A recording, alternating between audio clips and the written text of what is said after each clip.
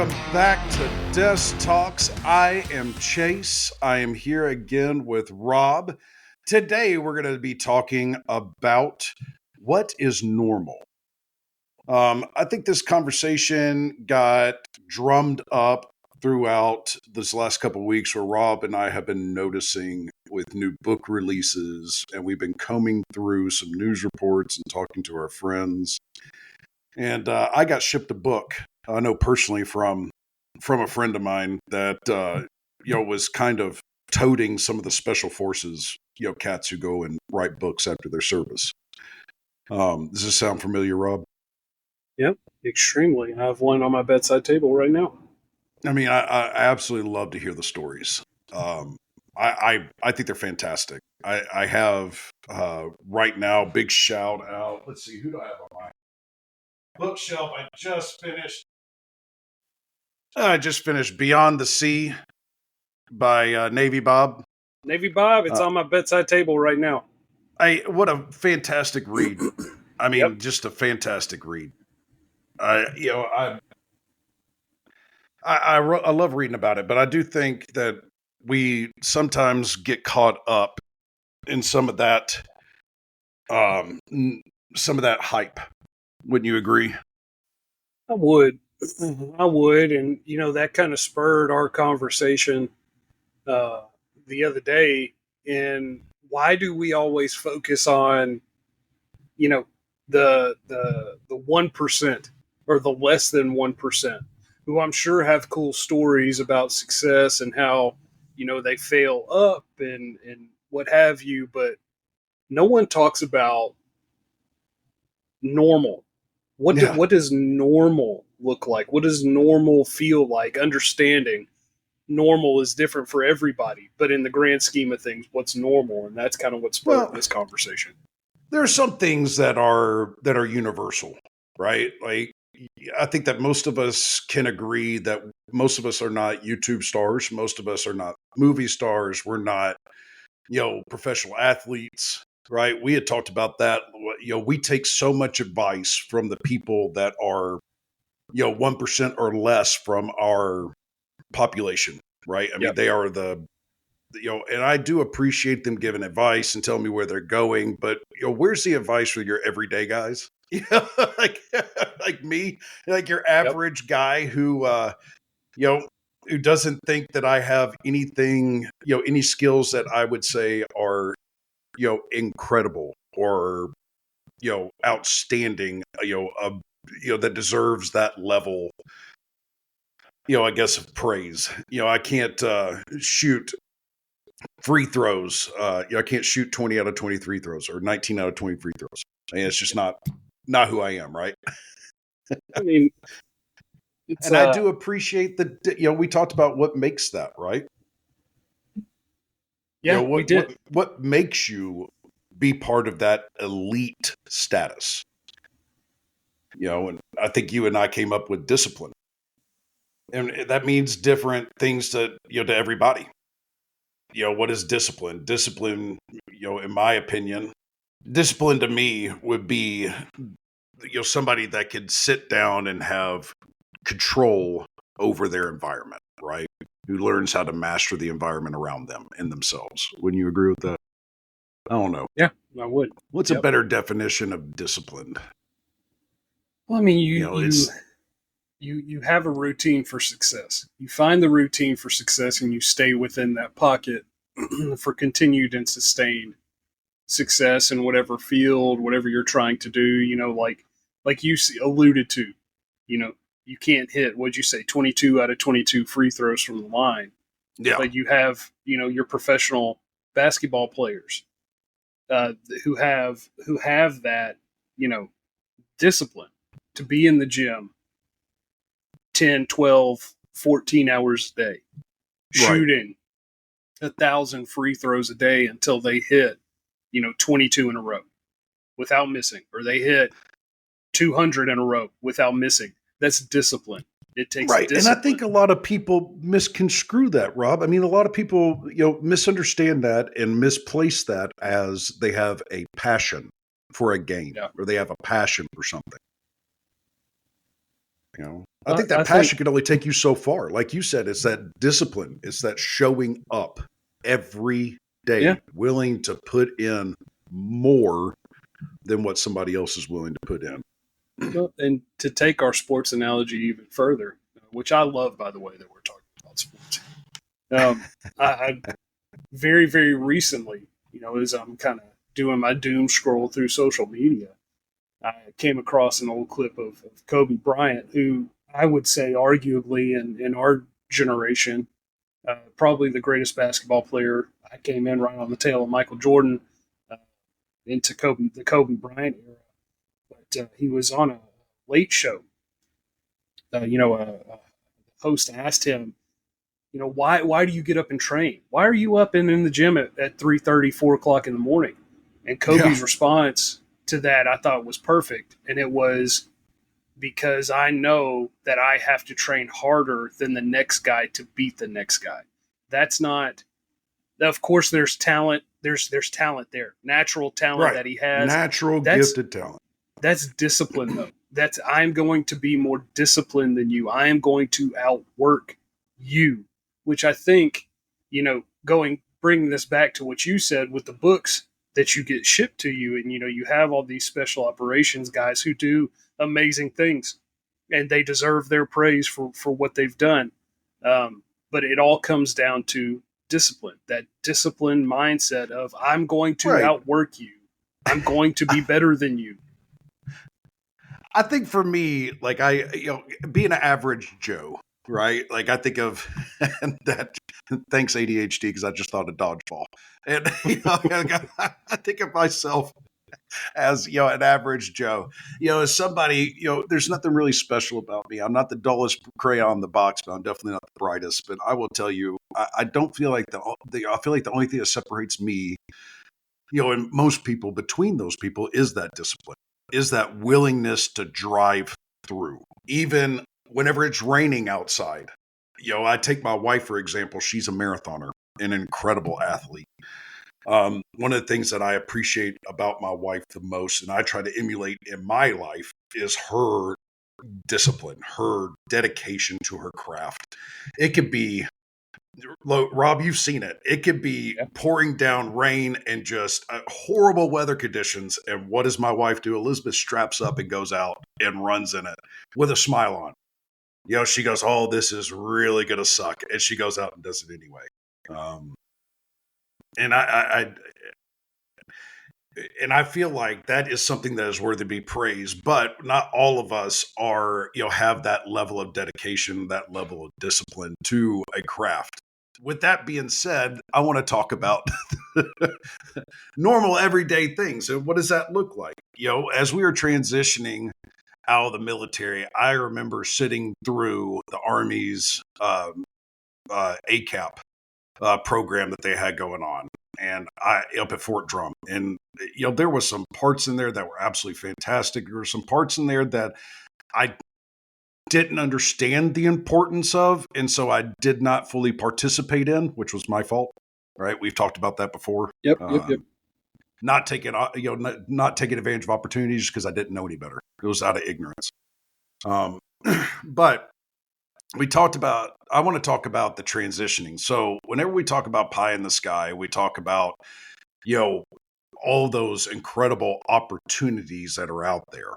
Right. So somebody, whenever I was transitioning out, I remember people talking to me whenever I left my position. They're like, "Oh, you're going to be able to command this. You're going to be able to go out into, and be able to command this X amount of money." I found that not to be true. I found that to kind of be a puff of smoke. And I kind of want to talk about that. Yeah. Can I jump in here? Because I love that point. It's a really, really good point. Not just whenever you transition from the military, but also for those individuals who are listening that have no military experience. I'll relate it to you in a different way.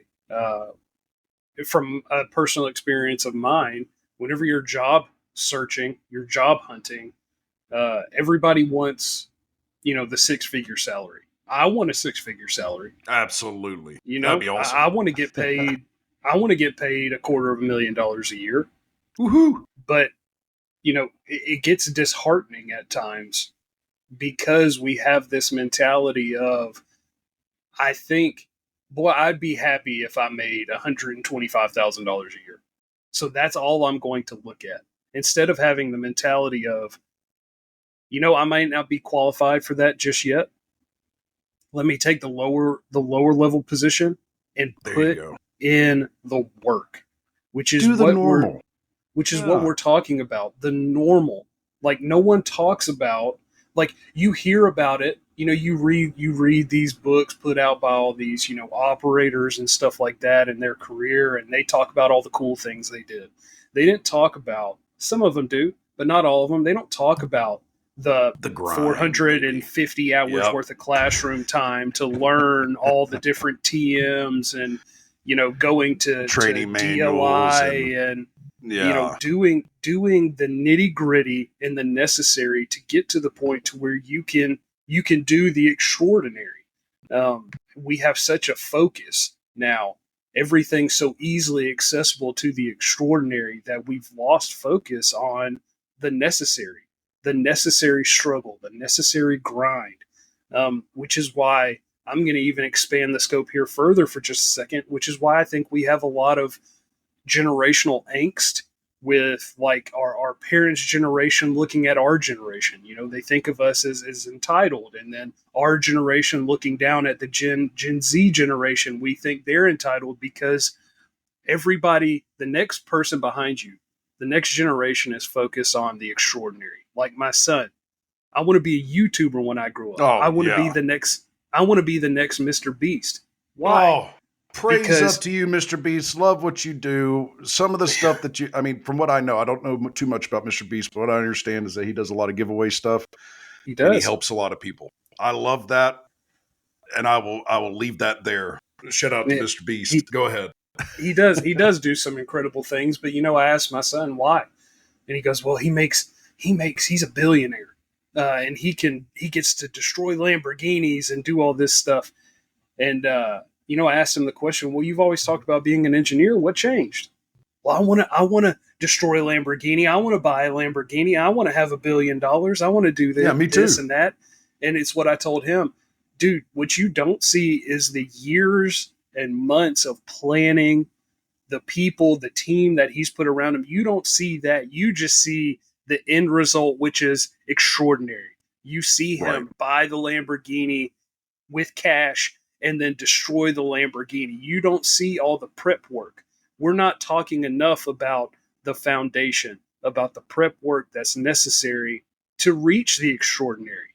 And I think that's the point that we're trying to make here, in that we need to refocus ourselves. And what was the other example that I'm sorry. ADHD moment, man. My bad. Man. What? We talked about Post Malone, that video that's circulating around on social media. Malone's I sent that very first video that he did. You sent that to me. I sent that to you yesterday morning. Yep.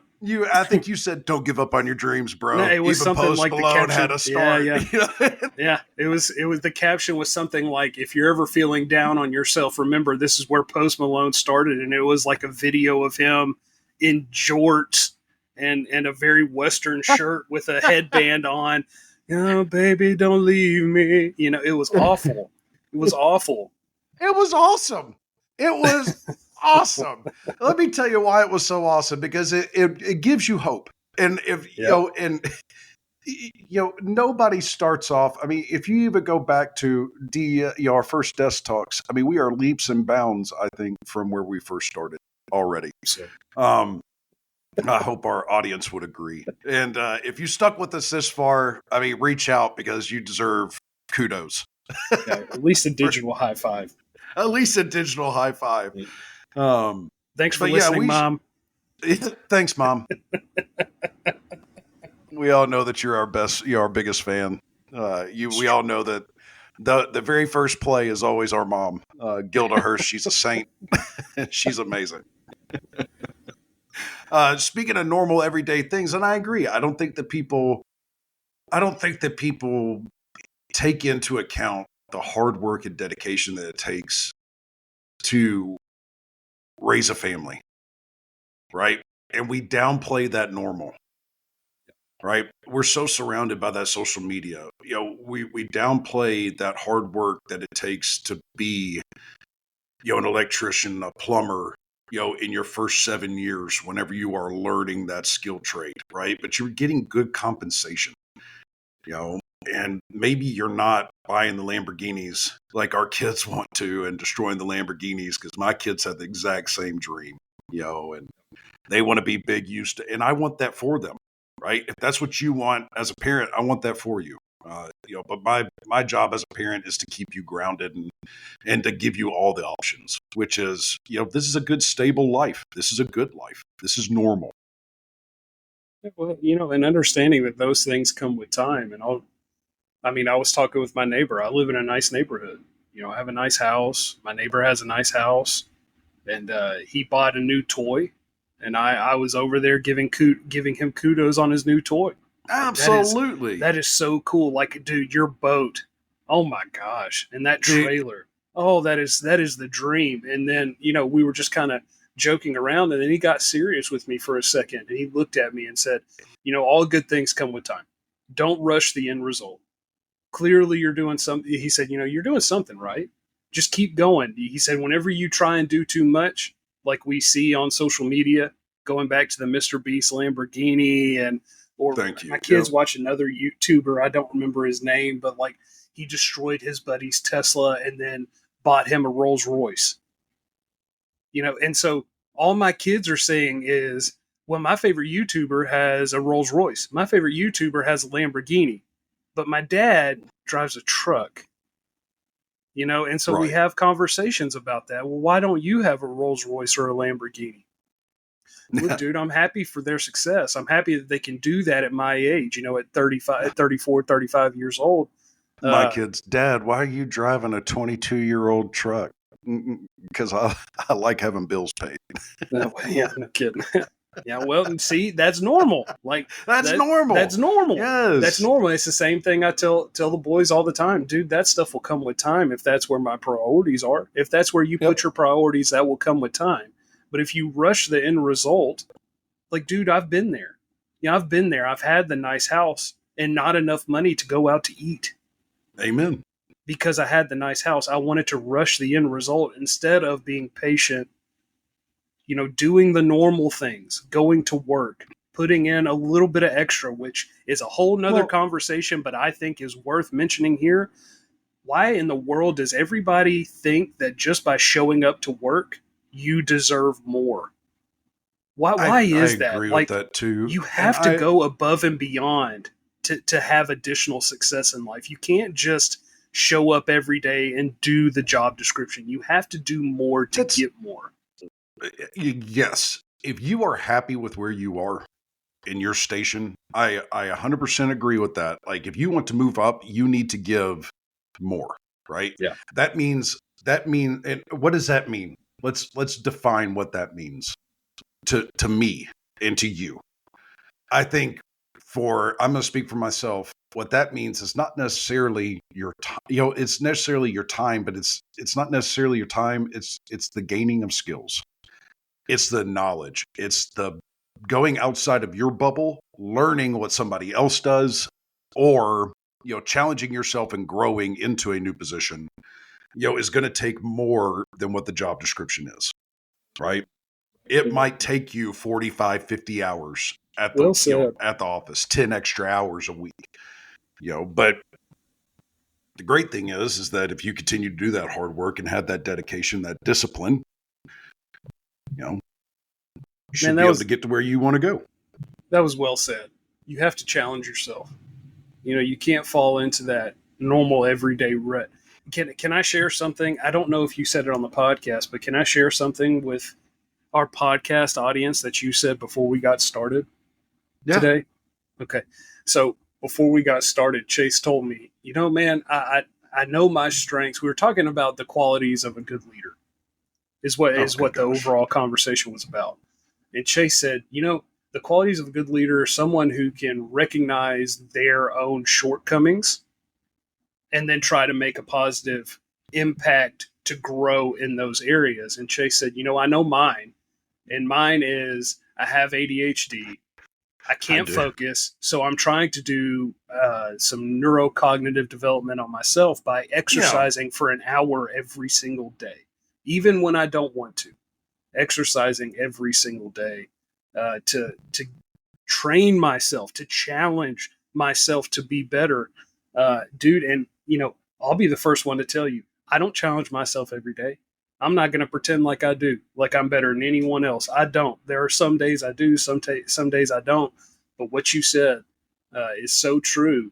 If you want more and you want to do things, and I'll bring it back to the special operations cats who are putting out these books. The reason that we look at them and we kind of put those tier 1 cats up on a pedestal is because they challenge themselves. They challenge themselves, not just sometimes, like yours truly, I'll raise my hand, not just sometimes, every day. They challenge themselves to be better every single day because they want more, and they got more from doing that. But along with that, they did the normal to get to the extraordinary. And I just want to make that point clear again. They did the normal. We have to focus on the normal and not just the grind. Extravagant. Don't stop looking at these.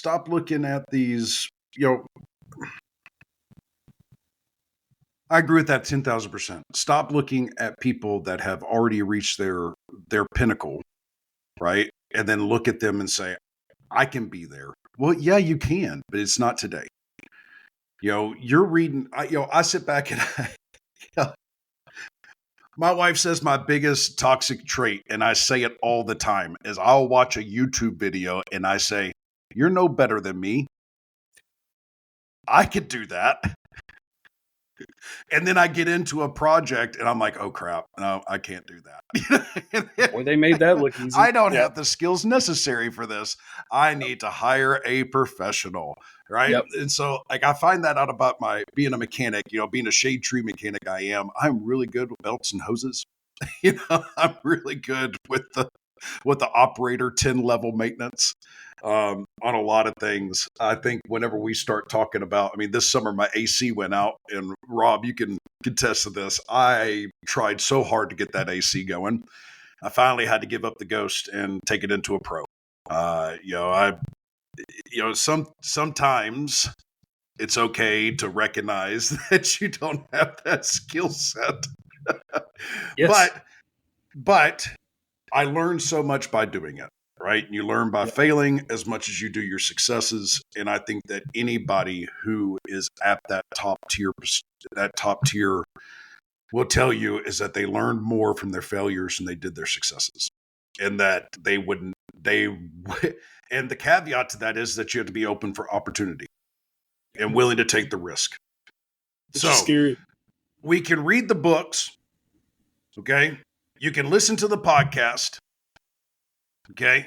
You can do all those good grinding things, but until you get outside that normal, right? And you have practiced the normal to where you can get outside and take a risk, right? And that's just what those people do to be extraordinary. All it takes is one deep breath and 10 seconds of bravery, to quote Sandlot.